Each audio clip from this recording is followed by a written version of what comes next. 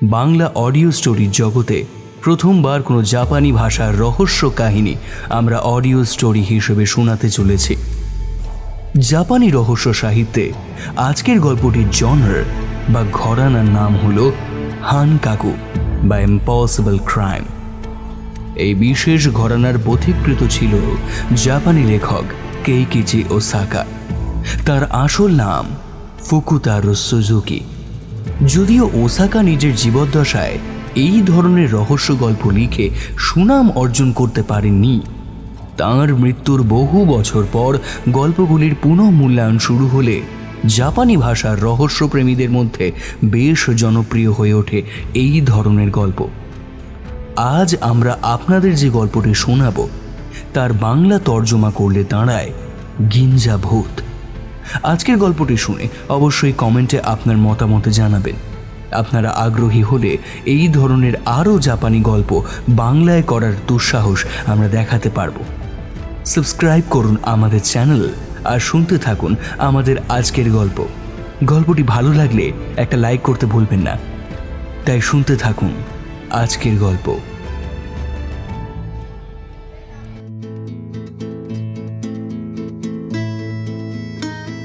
আপনারা শুনছেন কাহিনী স্কোপ। প্রত্যেক সপ্তাহে আমরা আপনাদের জন্য নিয়ে আসি পুরনো বা সমকালীন সাহিত্যিকদের অনবদ্য কিছু গল্প। প্রত্যেক শনিবার ঠিক বিকেল 4টে। নিয়মিত ভালো ভালো গল্প শুনতে সাবস্ক্রাইব করে রাখুন আমাদের এই চ্যানেলটি। কর্মস্থল থেকে ফিরতি বাসে হোক বা ট্রেনে কানে গুঁজে নিন ইয়ারফোন আর শুনতে থাকুন কাহিনী স্কোপ, গল্পের বায়োস্কোপ।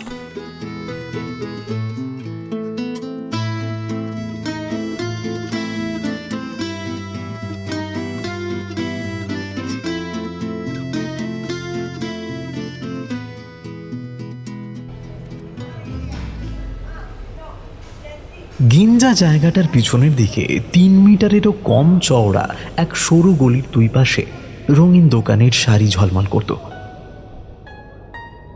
যেন মাটিতে রামধনু নেমে এসেছে। সেই গলির মাঝখানে নীল নিয়ন আলোয় ক্যাফে লেখা একটি তুলনামূলক বড় দোকান ছিল। সামনে ছিল ছোট্ট কিন্তু পরিপাটি এক তামাকের দোকান, নাম সুনেকাওয়া।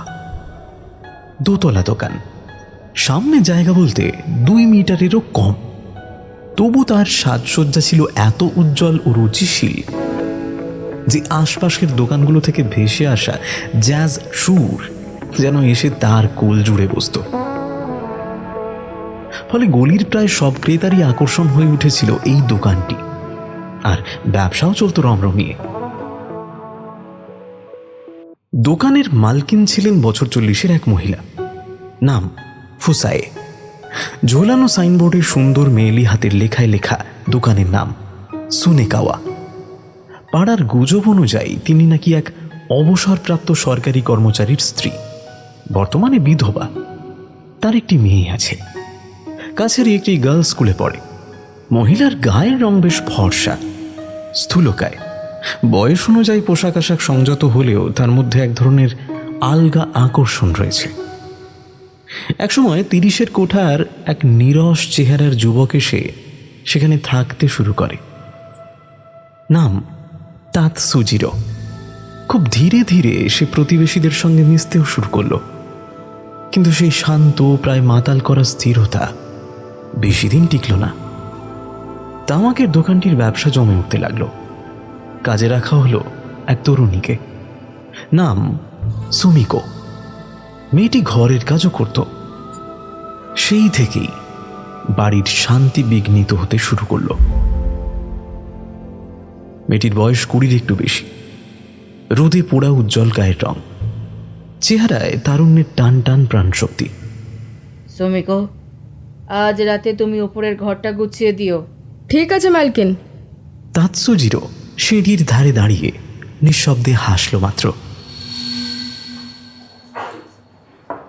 সেইরান নামের একটি ক্যাফে ছিল তামাকের দোকানটির একদম পাশে। ওখানকার মেয়েরাই প্রথম টের পায় যে তামাকের দোকানের ভিতরে কিছু একটা অশান্তি শুরু হয়েছে। শুনেছিস? ওই দোকানে নাকি ভাতসুজিরও আর সুমিকোর মধ্যে কিছু চলছে। চুপ, ফুসায় যদি শুনে ফেলে না তাহলে সর্বনাশের এক শেষ। ও তো ইতিমধ্যেই টের পেয়ে গেছে। দেখিস আজ রাতেই কিছু না একটা হয়। সেইরানের দ্বিতীয় তলার জানলা থেকে সামনের দোকানের দ্বিতীয় তলা স্পষ্ট দেখা যেত। রাস্তা এতটাই সরু ছিল যে মাঝে মধ্যে দোকান মালকিনের উন্মত্ত চিৎকার পর্যন্ত শোনা যেত। কখনো কখনো জানলায় অন্তরঙ্গ দৃশ্যের ছায়াও ভেসে উঠত। তখন সেইরানের মেয়েরা অতিথিদের সেবা করতে করতে পরস্পরের দিকে তাকিয়ে মৃদু দীর্ঘশ্বাস ফেলত। কিন্তু তামাকের দোকানের এই অশান্ত পরিবেশের চূড়ান্ত পরিণতি ঘটল এক অদ্ভুত ও ভয়াবহ ঘটনায়। এই ঘটনার প্রত্যক্ষদর্শী ছিল সেইরানের দ্বিতীয় তলায় সেই রাতে কর্তব্যরত মেয়েরা। সেদিনের রাতটা ছিল অদ্ভুত। সন্ধ্যার পর থেকে একটু ঠান্ডা পশ্চিমা হাওয়া বইছিল। রাত 10টার দিকে তা হঠাৎ করেই থেমে যায়। তারপর বাতাস এমন ভারী আর দমবন্ধ করা গরম হয়ে ওঠে যেন মনে হচ্ছিল এ কোনো শরৎ রাত্রি নয়, বরং গ্রীষ্মের অস্বস্তিকর গভীর রাত। কি গরম রে, মনে হচ্ছে কিছু একটা ঘটবে আজ। দ্বিতীয় তলার এক কোণে বসা এক পরিবেশনকারিণী গলার কাছে রুমাল চেপে উঠে দাঁড়ালো। সে জানলার কাছে গিয়ে কপাটটা একটু খুলল, কিন্তু সামনের বাড়ির দিকে চোখ যেতেই সে যেন ভয়ানক কিছু দেখে ফেলেছে এমনভাবে মুখ ঘুরিয়ে নিল। নিজের জায়গায় ফিরে এলো আর চুপচাপ চোখের ইশারায় সঙ্গিনীদের ডাকলো। এইদিকে দেখো কি হচ্ছে ওখানে। সবাই জানলার দিকে ছুটল। তামাকের দোকানের দ্বিতীয় তলার অর্ধেক খোলা জানলা দিয়ে দেখা যাচ্ছিল ফর্সা মালকিন ফুসায়ে। পরনে প্রায় কালো রঙের সাদামাটা কিমোনো, আর তার মুখোমুখি বসে আছে সুমিকো। সুমিকোর মুখে বিশেষ অস্থিরতার চিহ্ন নেই। সে যেন শুধু ঠোঁট ফুলিয়ে অন্যদিকে মুখ ফিরিয়ে আছে। কিন্তু তার পরনের কালো জমিনে গাঢ় লালচে চেক নকশার কমনটি তাকে সেদিন রাতে অস্বাভাবিক সুন্দর দেখাচ্ছিল। ফুসায়ে যেন হঠাৎ টের পেল সেইরানের দ্বিতীয় তলার জানলায় কেউ তাকিয়ে আছে। সঙ্গে সঙ্গে সে বিরক্ত প্রায় বিদ্বেষ ভরা মুখে উঠে দাঁড়িয়ে জানলার কপাট জোরে বন্ধ করে দিল। জানলা বন্ধ করার শব্দে সেইরানের মেয়েরা চমকে উঠল। জানলা যে বন্ধ করে দিল।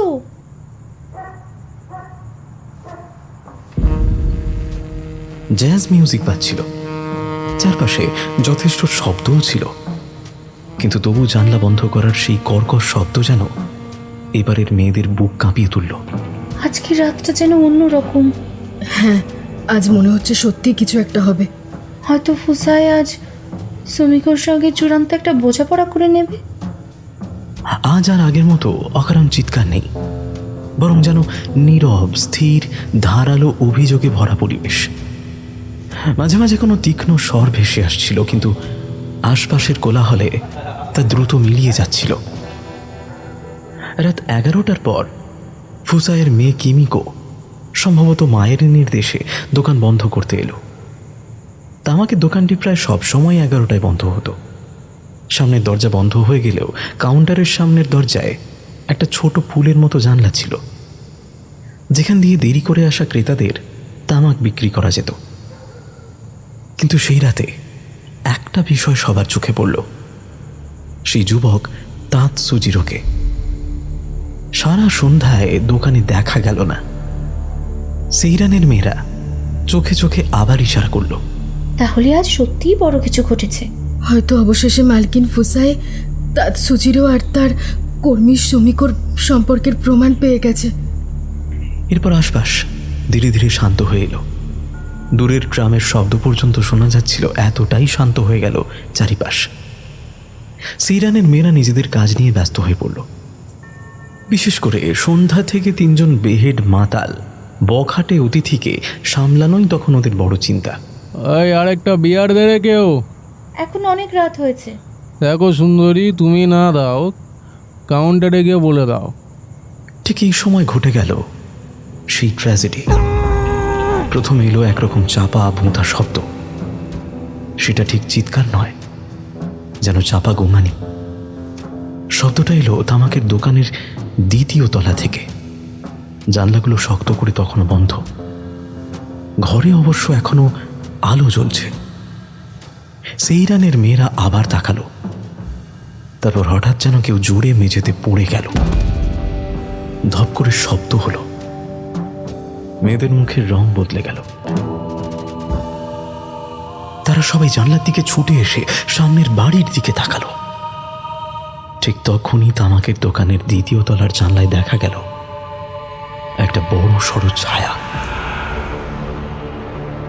ছায়াটা যেন দুলছে। দুলতে দুলতে যেন ঘরের বাতিতে ধাক্কা মারল।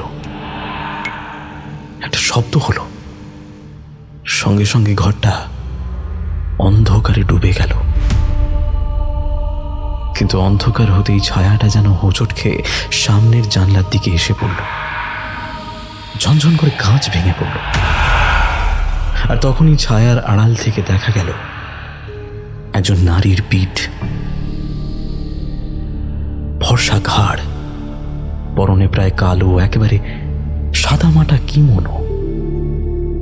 ভাঙা জানলার ফাঁক দিয়ে বেরিয়ে থাকা তার ডান হাতে ধরা ধারালো রক্তমাখা খুরের মতো ছুরি। সে পিঠ ঠেকিয়ে দাঁড়িয়ে হাঁপাচ্ছিল। কিছুক্ষণ অন্ধকার ঘরের দিকে নির্বাক তাকিয়ে রইল। তারপর যেন সেইরানের জানলার দিকে কারো উপস্থিতি টের পেয়ে একবার পিছন ফিরে তাকালো। আর টলতে টলতে আবার অন্ধকার ঘরের ভিতরে মিলিয়ে গেল। তার মুখটা ছিল বিকৃত, কঠিন আর ভয়ঙ্কর। কেউ কাঁপছিল, কেউ প্রায় কেঁদে ফেলছিল। মেয়েদের পেছনে দাঁড়িয়ে থাকা সেই তিন মাতালও পুরো দৃশ্যটা দেখে ফেলেছিল। তারা যদিও একটু আগেও মাতাল বখাটের মতো আচরণ করছিল, কিন্তু সেই দৃশ্য দেখে এক মুহূর্তে হুঁশ ফিরে এলো। তারা কোনো কথা না বলে দৌড়ে সিঁড়ি দিয়ে নিচে নেমে গেল আর চিৎকার করতে লাগলো। ভয়ানক কিছু হয়ে গেছে, খুন হয়েছে, কেউ খুন হয়েছে, ভয়ানক কিছু হয়েছে। একজন ছুটল পুলিশ ফাঁড়ির দিকে। বাকি দুজন দোকানের সামনে কিং কর্তব্য বিমূঢ় হয়ে দাঁড়িয়ে রইল। ঠিক তখনই ভেতর থেকে দরজার জোরে জোরে ধাক্কাধাক্কির শব্দ শুরু হলো। হঠাৎ দরজা খুলে বেরিয়ে এলো কিমিকো, গায়ে গোলাপি রঙের নাইট গাউন। সামনে জড়ো হওয়া লোকজনকে দেখে সে চিৎকার করে উঠল, তামাক দোকানের কর্মী সুমিকোকে কেউ মেরে ফেলেছে। পুলিশ খুব তাড়াতাড়ি পৌঁছে গেল। সুমিকোর মৃতদেহ উদ্ধার হলো। অন্ধকার ঘরে যেখানে আলো নিভে গিয়েছিল সেখানেই সে পড়েছিল চিত হয়ে। এখনো পরনে সেই একই চটকদার চেক নকশার কিমোনো, পোশাক এলোমেলো, চারপাশে রক্তে ভেসে যাচ্ছে। একজন পুলিশ টর্চ জেলে তার কাছে এগিয়ে গেল। সুমিকোর শরীরে তখন সামান্য প্রাণ ছিল।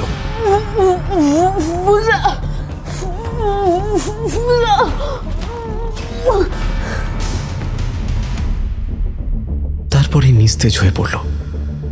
তার বুকের সামনের দিক থেকে ধারালো অস্ত্রের দুটি গভীর আঘাতের চিহ্ন। রক্তে ভেসে যাচ্ছিল চারপাশ। জানলার কাছেই পড়েছিল একটা রক্তমাখা জাপানি খুর। আরে মালকিন ফুসাই কোথায়? কিন্তু অবাক করার মতো বিষয় হলো ফুসাই নেই, বাড়ির কোথাও নেই। শুধু ফুসাই নয়, তাতসুজিরও নেই। শুধু কিমিকো ভয় আর শোকে সাদা হয়ে দোকানের সামনে কাঁপতে কাঁপতে দাঁড়িয়েছে। সেইরানের মেয়েরা ও তিনজন মাতাল যা দেখেছে তা দ্রুত পুলিশকে জানালো।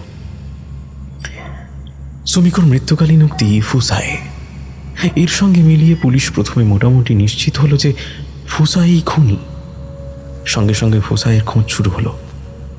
তামাকের দোকানের দ্বিতীয় তলায় যেখানে খুন হয়েছে সেই ঘর ছাড়াও আরও দুটি ঘর ছিল। পুলিশ সব ঘর, নিচতলা, রান্নাঘর, বাথরুম, গুদাম, সমস্ত জায়গা তন্ন তন্ন করে খুঁজে দেখল। পেছনের সরু গলি দিয়ে পালানোর সম্ভাবনাও খতিয়ে দেখা হলো। কিন্তু গলির মুখে তখন থেকেই এক ইয়াকিতরি বিক্রেতা ঠেলা গাড়ি নিয়ে বসেছিল। সে স্পষ্ট বলল, 2-3 ঘন্টা ধরে কেউ এই গলি দিয়ে যায়নি। তখন পুলিশ আবার বাড়ি তন্ন করে খুঁজতে লাগলো। অবশেষে দ্বিতীয় তলার যে ঘরটিতে খুন হয়েছে সেই ঘরেরই একটি আলমারি খুলতেই পেয়েছি বলে একজন পুলিশ চিৎকার করে উঠল। সেটার ভিতরেই ছিল মালকিন ফুসাইয়ের মৃতদেহ। সে পড়েছিল সেই একই প্রায় কালো সাদামাটা কিমোনো যা সেইরানের মেয়েরা তাকে পরে থাকতে দেখেছিল। তার গলায় পেঁচানো ছিল একটা হাত মোছা তোয়ালে, যেন তা দিয়েই তাকে শ্বাসরোধ করা হয়েছে। তার ফর্সা মুখ ইতিমধ্যেই একটু ফুলে উঠেছে। সে যে মৃত তা নিয়ে কোনো সন্দেহ নেই। কিমিকো মাকে দেখে প্রায় ভেঙে পড়ল। পাশে দাঁড়িয়ে থাকা 3 জন সাক্ষীর একজন ভয়ে কাঁপা গলায় বলে উঠল, এই তো সেই মহিলা। এই মহিলাকেই তো আমরা জানালায় দেখেছি। ওই সুমিকোকে খুর দিয়ে আঘাত করেছিল। একজন উপরতলার পুলিশ অফিসার মাথা নেড়ে বলল, তাহলে ব্যাপারটা এই যে মালকিন ফুসায় তার কর্মী সুমিকোকে খুন করার সময় ওই মেয়েদের চোখে ধরা পড়ে যায়, তারপর লুকোতে গিয়ে আলমারির ভিতর ঢোকে, তারপর সেখানে অপরাধবোধ, ভয় এবং আতঙ্কে সে আত্মহত্যা করে বসে। ব্যাপারটা শুনতে যতই যুক্তিযুক্ত মনে হোক না কেন, সত্যিকারের রহস্য তখনও অবধি শুরুই হয়নি। ফরেন্সিক ডাক্তার এসে 2টি মৃতদেহ পরীক্ষা করলেন, আর তখনই বেরিয়ে এলো ভয়াবহ এক অস্বাভাবিক সত্য। সুমিকোর শরীরে তখনও সামান্য উষ্ণতা ছিল। তার মৃত্যু হয়েছে অল্প কিছুক্ষণ আগে, কিন্তু ফুসাইয়ের শরীর ঠান্ডা শক্ত। ডাক্তার শরীরের তাপমাত্রা, দাগ, মৃতদেহের অবস্থা সব পরীক্ষা করে বললেন, ফুসাইয়ের মৃত্যু অন্তত 1 ঘন্টা আগে হয়েছে। ঘরে নিস্তব্ধতা নেমে এলো। একজন পুলিশ আধা হাসি আধা আতঙ্কে বলল, তাহলে এর মানে কি দাঁড়ায়? মহিলা কর্মী সুমিকো খুন হয়েছে প্রায় 20 মিনিট আগে, আর ফুসায় মারা গেছে তারও প্রায় 40 মিনিট আগে। অর্থাৎ যে ফুসায়কে সবাই দেখেছে, যে ফুসায়ের নাম সুমিকো, যে সুমিকো মৃত্যুর আগে বলেছে, সে তো আসল ফুসায় হতেই পারে না।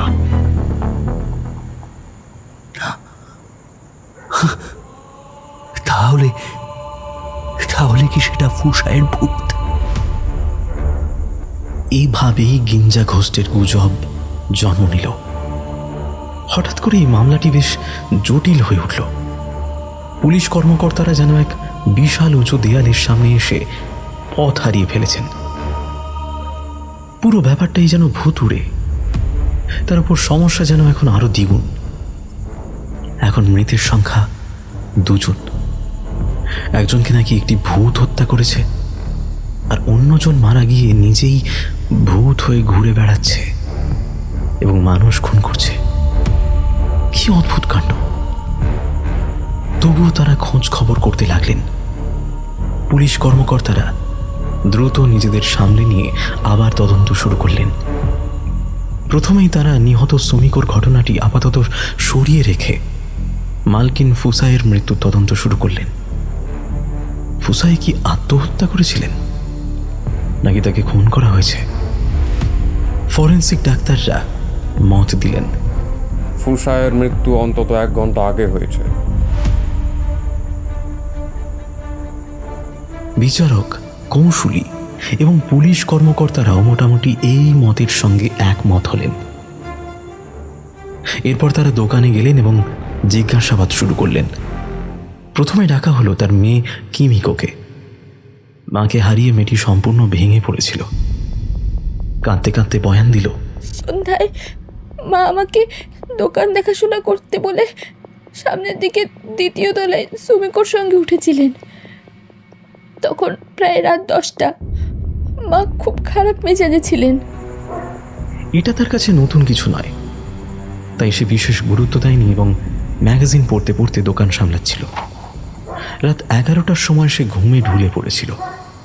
পরদিন সকালে তাকে স্কুলে যেতে হবে, তাই সে প্রতিদিনের মতো দোকান বন্ধ করে পিছনের দিকে দ্বিতীয় তলায় নিজের ঘরে গিয়ে শুয়ে পড়ে। দ্বিতীয় তলায় ওঠার সময় সে সামনের ঘর থেকে কোনো আওয়াজ শুনতে পায়নি। তবে এতে তার সন্দেহ হয়নি, বরং এক ধরনের অদ্ভুত লজ্জা ও দ্বিধা অনুভূত হয়েছিল। কিছুক্ষণ তন্দ্রায় থাকার পরে সে হঠাৎ একটি চিৎকার এবং সামনের ঘরে কারো পড়ে যাওয়ার শব্দ শুনে জেগে ওঠে। কিছুক্ষণ বিছানায় শুয়ে ভাবতে থাকে ব্যাপারটা কি, কিন্তু তার মনে ভয় করতে থাকে। সহ্য করতে না পেরে সে উঠে সামনের ঘরের দিকে যায়, কিন্তু সেখানে আলো নেভানো ছিল। ভয়ে তার বুক ধড়ফড় করছিল, তাই সে মাঝের ঘরের আলো জ্বালিয়ে সাবধানে স্লাইডিং দরজা খুলে ভেতরে উঁকি দেয়। সেখানে সে দেখে সুমিকো ঘরের মাঝখানে পড়ে আছে।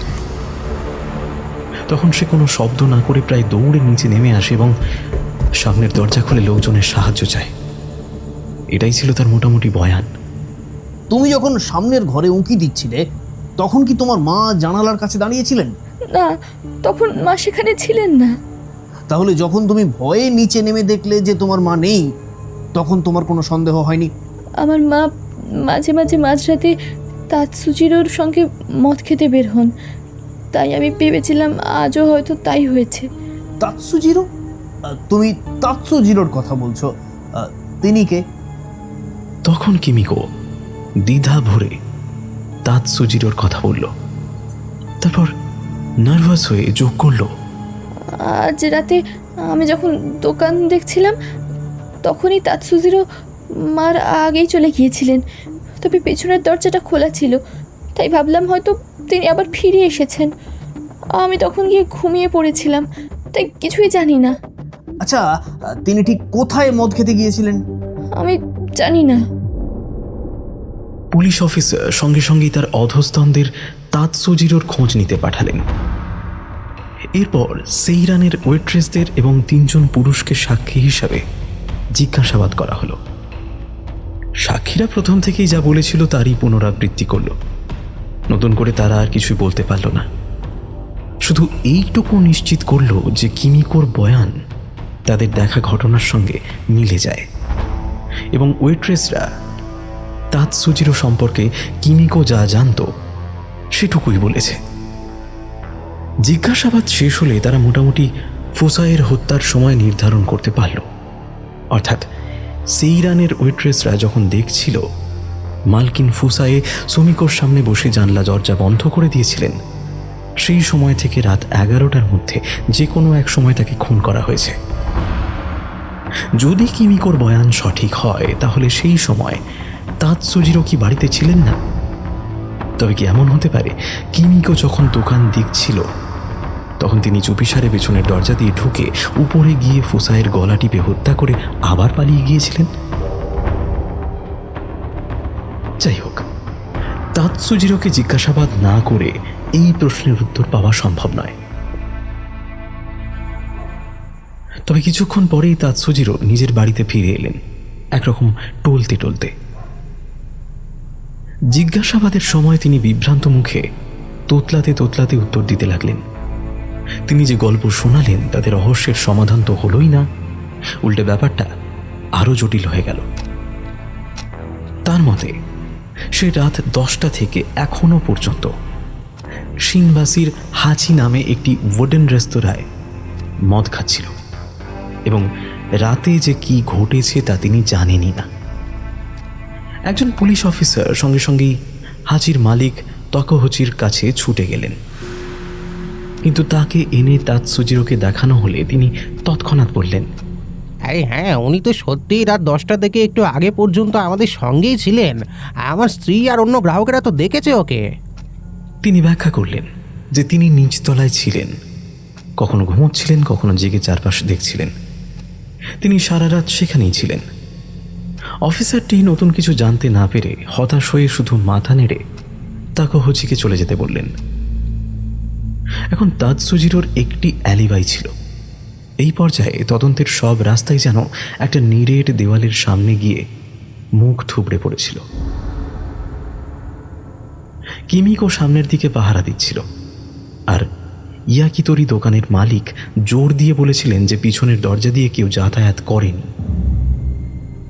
দ্বিতীয় তলার সামনের জানলাটি সেইরানের দ্বিতীয় তলা থেকে নজরদারিতে ছিল, আর পেছনের দ্বিতীয় তলায় কিমিকোর ঘরের জানলাটি ভেতর থেকে বন্ধ ছিল। এমনকি যদি তালা নাও লাগানো থাকতো, সেই জানলার বাইরে রান্নাঘরের ছাদের উপর প্রায় 2 শুভ জায়গার একটি ছোট শুকনো স্থান ছিল, যা মজবুত তারের বেড়া দিয়ে ঘেরা। তাছাড়া পিছনের দরজা থেকে যে গলিটি ইয়াকিতরি দোকানের পাশের রাস্তার দিকে মিশেছে, সেই গলির মুখোমুখি 3টি বাড়ি পরীক্ষা করে দেখা গেল যে সন্ধ্যা থেকেই তাদের পিছনের দরজাগুলি বন্ধ ছিল এবং সেখানে কোনো সন্দেহজনক কিছুই পাওয়া যায়নি। তাহলে ফুসাইয়ের হত্যার সময় এই তালাবন্ধ তামাকের দোকানে কেবলমাত্র 2 জন মানুষই ছিল, সুমিকো এবং কিমিকো। এখন যেভাবেই দেখা হোক, সন্দেহ ওই 2 জনের ওপরই পড়ে। সুমিকো মৃত, ফলে কিমিকোই প্রধান সন্দেহভাজন হয়ে উঠল। কিন্তু এখানেই সমস্যা আরো জটিল হয়ে গেল। প্রথমে ফুসাইয়ের খুনির সন্ধান করার জন্য যে যুক্তি প্রয়োগ করা হচ্ছিল, তা এখন সুমিকোর অদ্ভুত হত্যাকাণ্ডের সঙ্গে জড়িয়ে পড়ে একেবারে গোলমেলে হয়ে উঠল। কে যে কাকে মেরেছে আর অন্যজনকেই বা কে হত্যা করল, ব্যাপারটা কিছুতেই কারো বোধগম্য হচ্ছিল না। ধরা যাক, একটু অযৌক্তিক হলেও কিমিকোই তার মা ফুসাইকে খুন করেছে। তাহলে ফুসাই যে ইতিমধ্যেই মৃত, তার পক্ষে পরে বাইরে গিয়ে সুমিকোকে হত্যা করা অসম্ভব। আবার যদি ধরা হয় সুমিকো ফুসাইকে হত্যা করেছে, তাহলেও একই সমস্যা, কারণ মৃত ফুসাইয়ের পক্ষে পরে সুমিকোকে হত্যা করা সম্ভবই নয়। শেষ পর্যন্ত সবকিছু আবার সুমিকোর সেই অদ্ভুত খুনের ঘটনায় এসে ঠেকে। ফলে পুলিশ অফিসারদের আর কোনো উপায় রইল না। এক প্রকার যেন ভূতে এসে হত্যা করেছে। এটা মেনে নিতেই পুলিশেরা বাধ্য হচ্ছিলেন। সবাই হতাশ হয়ে পড়ল। প্রথমত, সুমিকো যখন খুন হয় তখন এই একই রকম তালাবন্ধ তামাকের দোকানে উপস্থিত ছিল কেবল 2 জন। আগেই নিহত ফুসাই এবং পিছনের দ্বিতীয় তলার ঘরে ঘুমন্ত কিমিকো। তবে পুলিশ অফিসারেরা, যারা ভূতে খুব একটা বিশ্বাস করেন না, বললেন যে সেইরানের জানলা থেকে সাক্ষীরা যে ফুসাইকে সুমিকোকে হত্যা করতে দেখেছে বলে দাবি করছে, তা ছিল খুবই ক্ষণিকের ঝলক। কেউ নিশ্চিতভাবে বলতে পারেনি মুখটা সত্যি ফুসাইয়ের ছিল কিনা। সবাই শুধু এইটুকুতে একমত হয়েছিল যে তিনি একটি সাদামাটা কালো কিমোনো পরেছিলেন। তাই ধারণা করা হলো ফুসাই বাইরে গিয়ে খুন করেননি, বরং কিমিকো তার মা ফুসাইয়ের কিমোনো পরে সুমিকোকে হত্যা করে পরে গোলাপি নাইট গাউনটি বদলে নিয়েছিল। কিন্তু এই মতটিও দ্রুত খারিজ হয়ে গেল, কারণ খুনের পরপরই ফুসাইয়ের মতো একটি ছায়ামূর্তি টলতে টলতে চলে যাওয়ার দৃশ্য দেখা যাওয়া থেকে শুরু করে সেইরানের লোকজন বাইরে এসে কিমিকোর সঙ্গে দেখা হওয়া পর্যন্ত সময় ছিল মাত্র 3 মিনিট। এত অল্প সময় কিমিকোর পক্ষে নিজের কাপড় বদলে মায়ের পোশাক মৃতদেহে পরিয়ে দেওয়া প্রায় অসম্ভব ছিল। তাহলে কি সে অন্য কোনো গাঢ় রঙের সাধারণ দেখতে কিমোনো পরে দূর থেকে সবাইকে বিভ্রান্ত করেছিল? এই ধারণা কিছুটা বিশ্বাসযোগ্য মনে হলো। তাই পুলিশ তামাকের দোকানে তল্লাশি চালালো, কিন্তু সেখানে ফুসাইয়ের মাত্র 2-3টি কিমোনো পাওয়া গেল, যেগুলো কীটনাশক দিয়ে সযত্নে কাগজে মুড়ে রাখা ছিল। স্পষ্টই বোঝা গেল 3-4 মিনিটের মধ্যে এমন কিছু করা সম্ভব নয়। তারপর আবার প্রশ্ন উঠল, যদি কিমিকোই খুনি হয়, তাহলে মৃত্যুর আগে সুমিকো কেন ফুসাইয়ের নাম বলেছিল? যেভাবেই দেখা হোক, সুমিকোকে কিমিকো হত্যা করেছে এটা মানা যায় না। অবশেষে সেই রাতের তদন্ত পুলিশ একসময় দিশাহীনভাবে বন্ধ করে দিল। পরের দিন যথারীতি সংবাদপত্রগুলো বড় বড় শিরোনামে ভূতের খবর ছাপাতে শুরু করল। পুলিশ রাগে ফেটে পড়ে আবার পুরনো তদন্ত শুরু করল। নতুন করে যা জানা গেল তা হলো, খুনের অস্ত্র হিসাবে ব্যবহৃত রেজারটি ফরেন্সিক বিভাগে পাঠানো হয়েছিল এবং দেখা গেল এর হাতল খুব সরু হওয়ায় তাতে কোনো স্পষ্ট আঙুলের ছাপ পাওয়া যায়নি। এছাড়া তাৎসুজিরোকে জিজ্ঞাসাবাদ করে জানা গেল যে তার সঙ্গে সুমিকোর একটি সম্পর্ক গড়ে উঠেছিল, যা বাড়িতে অশান্তির কারণ হয়েছিল। কিন্তু সেই সন্ধ্যায় যখন পুলিশ সম্পূর্ণভাবে দিশাহারা হয়ে পড়ছিল, তখন হঠাৎ এক অদ্ভুত শখের গোয়েন্দা হাজির হয়ে দায়িত্বপ্রাপ্ত অফিসারদের সঙ্গে দেখা করতে চাইলেন। যুবকের নাম নিশিমুরা। হঠাৎ একদিন পুলিশ বিভাগে ফোন বেজে উঠল। হ্যালো ইন্সপেক্টর, আমি সাইরেনের বারটেন্ডার বলছি। আমি আসল ভূতের পরিচয় জেনে ফেলেছি। যে ভূত সুমিকোকে হত্যা করেছে তার পরিচয় আমি খুঁজে পেয়েছি। আজ রাতে আপনি কি এখানে আসতে পারবেন? হ্যাঁ, তখনই বলবো। না না, আপনাকে আমি ভূতটাকে দেখাবো। ইন্সপেক্টর যখন তার একজন সহকারী গোয়েন্দাকে নিয়ে সেইরানের দ্বিতীয় তলায় পৌঁছলেন, তখন চারিদিক সম্পূর্ণ অন্ধকার। গলিটা আলোয় ঝলমল করছিল, জ্যাজ মিউজিক বাজছিল। মনে হচ্ছিল যেন কয়েকদিন আগের রাতের ঘটনা আর সেই কথা সবাই ভুলেও গেছে। তবে কৌতূহলী শহরের স্বভাব অনুযায়ী তামাকের দোকানের সামনে কয়েকজন উৎসুক দর্শক ঘোরাঘুরি করছিল। সেইরানেও বেশ ভিড় ছিল এবং সবাই তামাকের দোকানের ভূতের গল্প নিয়ে আলোচনা করছিল। সাদা জ্যাকেট ও বোটাই পরা নিশিমুরা হাসি মুখে ইন্সপেক্টর এবং তার সঙ্গীকে স্বাগত জানালেন। তিনি তাদের উপরে নিয়ে গিয়ে জানলার পাশের একটি আসনে বসতে বললেন এবং মহিলাদের দিয়ে পানীয় আনালেন। কিন্তু ইন্সপেক্টর শুরু থেকেই বিরক্ত ছিলেন, খুব কমই কথা বলছিলেন এবং নিশিমুরার প্রতিটি কাজ খুঁটিয়ে লক্ষ্য করছিলেন। সামনে তামাকের দোকানের দ্বিতীয় তলায় অস্বাভাবিকভাবে উজ্জ্বল আলো জ্বলছিল। সেখানে মৃতদেহ ইতিমধ্যেই ময়না তদন্তের জন্য নিয়ে যাওয়া হয়েছে। ফলে যে জানলাটি দিয়ে ঘটনাটি দেখা গিয়েছিল সেটি আলোকিত ছিল। আসলে ব্যাপারটা হলো, আমি ভেবেছিলাম কথাই বোঝানোর চেয়ে আপনাকে সরাসরি দেখালে বোঝা সহজ হবে। ঠিক কি দেখাতে চান? তিনি ঘামছিলেন, মনে হচ্ছিল যেন কেউ কিভাবে আবার ভেতরে ঢুকতে পারে তা ভাবছেন। তার চোখ ঘুরে গেল নাইট গাউন আর ড্রয়ারে লুকোনো তলোয়ারের দিকে। নিশিমুরার আচরণও বেশ অদ্ভুত লাগছিল। সে বারবার এদিক ওদিক ঘুরছিল, সিঁড়ি দিয়ে ওঠানামা করছিল। হ্যাঁ, আমি যে ভূতটাকে খুঁজে পেয়েছি তার ব্যাপারে। তাহলে তুমি ইতিমধ্যেই জানো কে সুমিকোকে হত্যা করেছে? হ্যাঁ, মোটামুটি। কে? তুমি কি ঘটনাস্থলে ছিলে? না, আমি সেখানে ছিলাম না, কিন্তু তখন ফুসায়ে আগেই মারা গিয়েছিল। সেখানে কেবল দুজন ছিল। তার মানে তুমি বলছো যে কিমিকোই তাকে হত্যা করেছে? না, তা নয়। কিমিকো তো পরীক্ষায় ফেল করেছে। তাহলে তো আর কেউ বাকি থাকে না। থাকে সুমিকো। কি? সুমিকো? হ্যাঁ, সুমিকো নিজেই নিজেকে হত্যা করেছে। তার মানে তুমি বলছো যে এটা আত্মহত্যা? ঠিক তাই। শুরু থেকেই সবাই ভয়ানক ভুল করেছে। যদি সে পুরোপুরি মারা যাবার পর দেখতো তাহলে এই ভুল হতো না, কিন্তু তারা শুধু দেখেছিল সে নিজের গলা কেটে ছটফট করছে। সেই আত্মহত্যার দৃশ্যকেই তারা খুন বলে ভুল করেছে। আমার মতে সম্ভবত সুমিকোই ফুসায়েকে হত্যা করেছে। গত রাতে সে ফুসায়েকে শাস্তি দিতে গিয়ে শেষ পর্যন্ত গলা টিপে মেরে ফেলে। তারপর যখন সে নিজের জ্ঞান ফিরে পায় এবং বুঝতে পারে সে কি ভয়ঙ্কর অপরাধ করেছে, তখন সে ফুসায়ের দেহ আলমারিতে লুকিয়ে রাখে। হয়তো সে বুঝতে পেরেছিল যে রাত 11টায় কিমিকো উপরে আসতে পারে। তারপর নিজেই অপরাধ বোধে ভুগতে শুরু করে। শেষ পর্যন্ত সে আত্মহত্যা করে। অর্থাৎ তোমরা যখন প্রথম ফুসায়ের দেহ পাও তখন যা ভেবেছিলে আসলে তার ঠিক উল্টোটা ঘটেছে। তাই মৃত্যুর আগে সুমিকো যখন ফুসায়ে নামটি উচ্চারণ করেছিল তখন সে তার খুনির নাম বলেনি, বরং যাকে সে নিজে হত্যা করেছে অনুতাপে তার নাম বলে ফেলেছিল। তুমি মজা করছো, ইউ আর কিডিং। তার মানে তুমি বলতে চাইছো যে ওই যে ওয়েট্রেসরা যে মহিলাকে দেখেছিল সাধারণ কিমোনো পরা, হাতে রেজার, জানলায় ধাক্কা খেতে খেতে দাঁড়িয়ে থাকা, সে ফুসায় নয়, সুমিকো ছিল। এইটা পুরোপুরি ভুল। This is wrong. একেবারেই ভুল ভাবছো তুমি।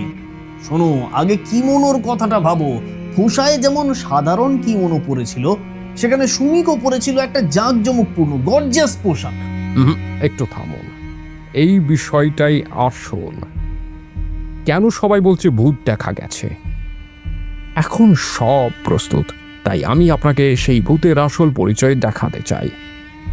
সে হঠাৎ উঠে দাঁড়ালো। এখনো বুঝতে পারছেন না গিঞ্জার মাঝখানে যে ভূত দেখা গিয়েছিল তার আসল পরিচয়? তবে যদি ঘটনার পরিস্থিতি আর বাড়ির গঠন ভালো করে ভাবেন, তাহলে যে কেউই বুঝতে পারবেন। এই বলে সে এক ধরনের রহস্যময় হাসি হেসে নিচে নেমে গেল, আর পুলিশ অফিসারেরা তাকিয়ে রইল।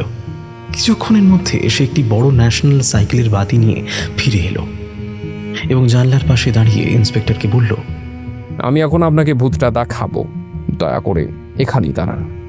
ইন্সপেক্টর নির্দেশ মতো মাথা নিচু করে জানলার পাশে দাঁড়ালেন। এতক্ষণ ভদ্রতার খাতিরে দূরে থাকা ওয়েট্রেস ও গ্রাহকেরাও এই সময় জানলার কাছে ভিড় করল। সামনে ওই যে জানলার দিকে ভালো করে নজর রাখুন। প্রায় 3 ঘর দূরে তামাকের দোকানের 2য় তলার জানলায় আগের মতোই নিস্তব্ধ আলো জ্বলছিল, কিন্তু কিছুক্ষণের মধ্যেই মনে হলো ঘরের ভেতর কেউ আছে, আর জানলায় একটা ছায়ামূর্তি দেখা গেল। এই পাশের লোকেরা কি হতে চলেছে তা দেখার জন্য ঝুঁকে পড়ল। ঠিক তখনই জানলার ছায়াটি হঠাৎ দুলে উঠল, একটি হাত বাড়ালো, আর আচমকাই আলো নিভে গেল। দেখুন, ঠিক তখনই ছায়ার মালিক আলোতে ধাক্কা দিয়েছিল, তাই অন্ধকার হয়ে গিয়েছিল, ঠিক তো? কিন্তু তার কথা শেষ হওয়ার আগেই সামনের জানলাটি ভেতর থেকে শব্দ করে খুলে গেল এবং গত রাতে দেখা সেই প্রায় কালো সাদামাটা কিমোনো পরা এক নারীর পিঠ দেখা গেল। তার সাদা ঘাড় স্পষ্ট দেখা যাচ্ছিল। হঠাৎ নিশিমুরা তার ন্যাশনাল ল্যাম্পের আলো ওই নারীর পিঠে ফেলল, আর সঙ্গে সঙ্গে দেখা গেল যে নারীটি এতক্ষণ প্রায় কালো কিমোনো পরেছিল সে আসলে এক তরুণী, যার গায়ে ছিল গাঢ় কালো রঙের উপরে উজ্জ্বল চেক ডিজাইনের কিমোনো। সে সামনের জানলার দিকে বলে উঠল, ধন্যবাদ, তুমি চান? জানালার নারীটি খুব ধীরে ফিরে তাকিয়ে বিষণ্ণ হাসি হাসল। একটা শান্ত কোমল মুখ। দেখলেন তো, আসলে এই পরীক্ষার জন্যই আমি কিমিকোর কাছ থেকে কিমোনোটা ধার নিয়েছিলাম। নিশিমুরা ইন্সপেক্টরের বিভ্রান্ত মুখের দিকে তাকিয়ে হেসে বলল, এখনো বুঝতে পারছেন না? ঠিক আছে, আমি ব্যাখ্যা করছি। ধরুন, আপনি যদি সাধারণ স্বচ্ছ কাচের মধ্যে দিয়ে লাল কালি দিয়ে লেখা অক্ষর দেখেন, সেগুলো লালই দেখাবে, তাই না? কিন্তু যদি একই অক্ষর লাল কাচের মধ্যে দিয়ে দেখেন, তাহলে লাল রং আর আলাদা করে বোঝা যাবে না। ঠিক যেমন ছবি ডেভেলপ করার সময় এটা আমার শখ। লাল আলোয় কাজ করতে করতে আপনার পাশে রাখা লাল কাগজে মোড়া ফটো পেপার হঠাৎ যেন অদৃশ্য হয়ে যায়। তখন আপনি অবাক হয়ে হাতড়াতে থাকেন আর কোথাও একটা শব্দ শুনতে পান, কিন্তু দেখতে পান না। ব্যাপারটা ঠিক তেমনই। কিন্তু যদি লাল কালি লেখা অক্ষর নীল কাঁচের উপর দিয়ে দেখেন, তাহলে সেগুলো কালো স্পষ্ট দেখাবে, পুরো উল্টো। বুঝতে পারছি তুমি কি বলতে চাইছো। আমি কিছুটা ধরতে পারছি। এখন ধরুন, ওই লাল অক্ষরের জায়গায় একটা উজ্জ্বল লালচে চেক ডিজাইনের কিমোনো আছে। সাধারণ আলোয় সেটা লালচে চেক হিসেবেই দেখাবে। নীল আলো পড়লে সেই লালচে রং গাঢ় হয়ে যায়। শুধু কালো চেক হলে সমস্যা ছিল না, কিন্তু যেহেতু কিমোনোর রং ছিল কালো, তাই কালোর উপর কালো পরে পুরো ডিজাইনটাই অদৃশ্য হয়ে যায়। দূর থেকে তাই দেখতে একেবারে সাদামাটা কালো কিমোনোর মতো লেগেছিল। কিন্তু তখন তো আলো নিভে গিয়েছিল। হ্যাঁ, সেইটাই আসল ব্যাপার। ঘরের সাধারণ আলো নিভে যাওয়ার কারণেই আমার ব্যাখ্যাটা আরো পরিষ্কার হয়ে যায়। তাহলে নীল আলোটা কখন জ্বললো? জ্বলছিল তো আগেই। যদি হঠাৎ তখন জ্বলতো, সবাই বুঝতে পারত। আসলে ঘরের আলো নিভে যাওয়ার পর থেকেই ওই নীল আলো প্রথমবার স্পষ্টভাবে কাজ করতে শুরু করে। তাই এই দিক থেকে কেউ সেটা বুঝতেই পারেনি। কিন্তু নীল আলোটা আসছিল কোথা থেকে? এটা তো এখন সবারই বোঝার কথা। এই কথা শুনে ইন্সপেক্টর হঠাৎ চমকে উঠে জানলার কাছে ছুটে গেলেন। জানলার ফ্রেম ধরে ঝুঁকে বাইরে তাকালেন, যেন পড়ে যাবেন। তারপরে বলে উঠলেন, বুঝেছি। সেইরানের জানলার উপরে বড় একটি নীল নিয়ন সাইনবোর্ড তখনও জ্বলছিল। তাতে লেখা ছিল ক্যাফে সেইরান। বিয়ার খেতে খেতে ইন্সপেক্টর জিজ্ঞেস করলেন, তবু তুমি কিভাবে এরকম একটা ব্যাপার লক্ষ্য করলে? আসলে কিছু না, আমি তো এখন ছোটখাটো ভূত প্রায়ই দেখি। সে চিবুক দিয়ে ওয়েট্রেসদের দিকে ইশারা করলো। এই মহিলারা একই কি মনে পড়ে, দিন আর রাতে সম্পূর্ণ আলাদা দেখায়। তাহলে এটাও এক ধরনের গিঞ্জা ভূত, গিঞ্জা ঘোস্ট, তাই না? তাই তো? নিশিমুরা পুরোপুরি হতভম্ব হয়ে গিয়েছিল। তার চোখ স্থির হয়েছিল সেই গাঢ় লাল দাগের দিকে। সে নিজেকে একজন পেশাদার অভিজাত বারটেন্ডার হিসেবে সামলানোর চেষ্টা করলেও তার ভয়ের ছাপ আর লুকোনো যাচ্ছিল না।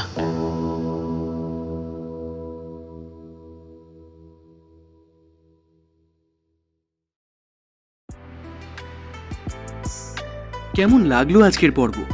অবশ্যই জানান কমেন্টে। বাংলা তথা বিশ্ব সাহিত্যে নবীন ও প্রবীণ লেখকদের ব্যতিক্রমী লেখা নিয়ে আমরা নিয়মিত আসছি এই চ্যানেলে। আপনাদের প্রিয় কাহিনীস্কোপ, গল্পের বায়োস্কোপ। আপনাদের যদি আমাদের কাজ ভালো লাগে তাহলে অবশ্যই একটা লাইক করে দেবেন। আরও এরকম পর্ব শুনতে চাইলে সাবস্ক্রাইব করে সঙ্গে থাকবেন। আর যদি মনে করেন এরকম কাজ আরও অনেক মানুষের কাছে পৌঁছানো উচিত, তাহলে না হয় একটু বন্ধুদের সঙ্গে শেয়ারই করে নেবেন। আপনাদের ছোট্ট ভালোবাসা আমাদের পৌঁছে দিতে পারে আরও অনেক মানুষের কাছে। মূল রচনা কেইকিচি ওসাকা, বাংলাতে তর্জমা করেছেন Soujanya Mukherjee. Script the ink portal, পরিচালনা Koushik Roy, sound design Sayan Dutta, cover Shrabarna, graphics invisible man. আগামী সপ্তাহে আমরা আসছি আরও একটি নতুন পর্ব নিয়ে। সঠিক সময় নোটিফিকেশন পেতে অবশ্যই সাবস্ক্রাইব করে রাখুন আমাদের চ্যানেলটি, আর পাশের বেল আইকনটি প্রেস করতে ভুলবেন না কিন্তু। তাই দেরি না করে সাবস্ক্রাইব করুন আমাদের চ্যানেল কাহিনীস্কোপ, গল্পের বায়োস্কোপ।